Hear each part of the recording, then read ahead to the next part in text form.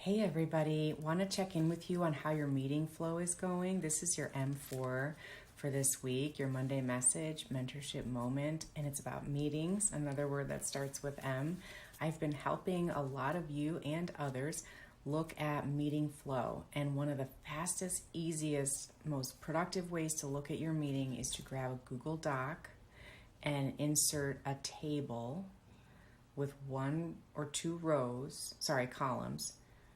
Do a table with 4 or 5 rows and 2 columns and start with that right column and divide up your time. So a lot of us just do 30-minute meetings, and immediately if we show the beginning and the end as 5 minutes, okay, 5 minutes for your welcome and agenda and, greeting, 5 minutes there, people are late sometimes, 5 minutes at the top, 5 minutes at the bottom to close, okay? And to wrap things up, make sure you get next steps, make sure you get the next call in the calendar, whatever that might be. That's 10 minutes out of 30. So that means you only have 20 minutes to work with to do the meat of your meeting. So my question to you is, how are you at executing those 20 minutes of the meat? And how are you structuring that to ensure the art of the toss is present?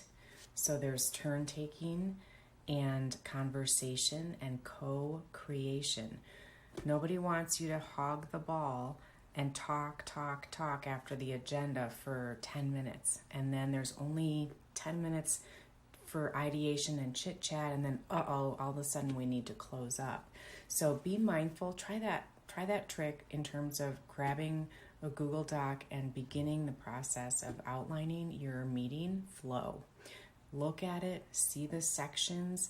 It'll create a memory in your brain and lay tracks for you to think more about moving to the next row down in your little sheet so that you stay on track. Give it a try and let me know how it goes. Hope you have great meetings this week. See you in your session.